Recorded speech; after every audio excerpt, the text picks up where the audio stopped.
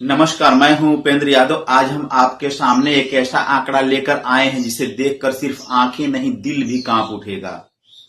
National crime records bureau NCRB की ताजा report कहती है कि 2023 में भारत में रेल हादसों में 21,803 लोगों की मौत हुई। जी हां, 803 जिंदगी जो कभी किसी प्लेटफॉर्म पर अपनों से मिलने की उम्मीद लिए निकली थी लेकिन लौट कर कभी नहीं आई। साल 2023 में कुल 24,678 रेल हादसे देश भर में दर्ज हुए। इनमें से 21,803 लोगों की जानें चली गई और 3,014 लोग घायल हुए। अगर आप औसतन देखें तो हर दिन 60 से ज्यादा रेल हादसे हुए और 59 से अधिक लोग रोज अपनी जान गंवा बैठे हैं। क्या यही है हमारी रफ्तार की कीमत? सबसे अधिक हादसे महाराष्ट्र में दर्ज किए गए हैं, 5,559 हादसे, यानी कुल मामलों का 22.5%। इसके बाद नंबर आता है उत्तर प्रदेश, जहां 3,212 हादसे दर्ज किए गए, यानी हर 8वां रेल हादसा यूपी में हुआ।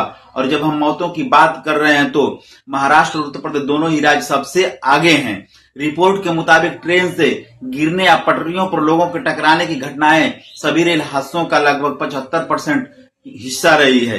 इन घटनाओं की कुल संख्या 18,480, जिनमें अकेले मौतें हुई हैं 15,878, यानी कुल मौतों का 72.8% सिर्फ इन्हीं घटनाओं से हुआ है। यह बेहद दुखद है कि ये हादसे टेक्निकल फेल्योर नहीं बल्कि लापरवाही और लचर सुरक्षा व्यवस्था का नतीजा है। महाराष्ट्र रेल हादसों का एपिसेंटर बन चुका है। महाराष्ट्र इन घटनाओं का केंद्र बन रहा है। सिर्फ इसी राज्य में 5,507 मामले दर्ज हुए, जो कि ट्रेन से गिरने या टकराने वाले कुल मामलों का 29 से 30% है।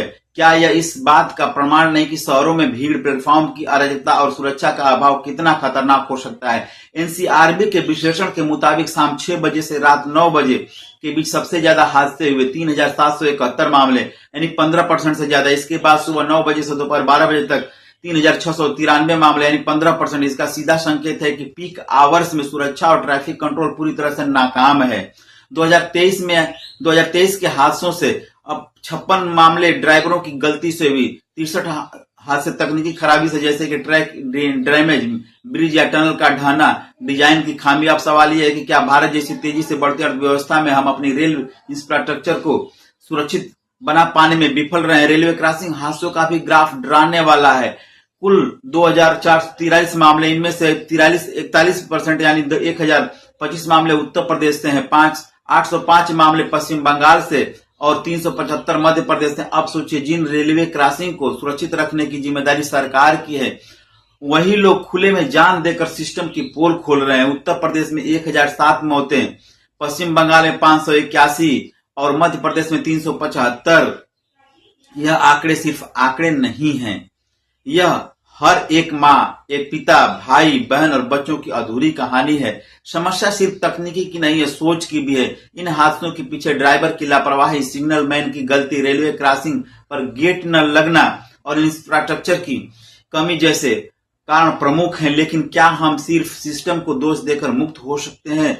बहुत जब जरूरत है कि सरकार और रेलवे मिलकर सभी अनमैन्ड रेलवे क्रॉसिंग को फुल प्रूफ सुरक्षा से लैस करे, सीसीटीवी और एआई बेस्ड मॉनिटरिंग सिस्टम लगाए, ट्रैक की नियमित जांच और रखरखाव सुनिश्चित करे, ट्रेन ड्राइवरों और रेलवे स्टाफ को ट्रेनिंग और जवाबदेही बढ़ाए, ट्रैक के आसपास अतिक्रमण रोकने के लिए सख्त कानून बनाए। एक नागरिक के तौर पर हमें चाहिए कि रेलवे ट्रैक को क्रॉस करने से बचें, ओवरब्रिज और अंडरपास का इस्तेमाल करें, चलती ट्रेन में चढ़ने या उतरने से परहेज करें, हादसों की स्थिति में तत्काल 139 या 112 पर सूचना दें, क्योंकि सावधानी ही सुरक्षा है और सुरक्षा ही जीवन है।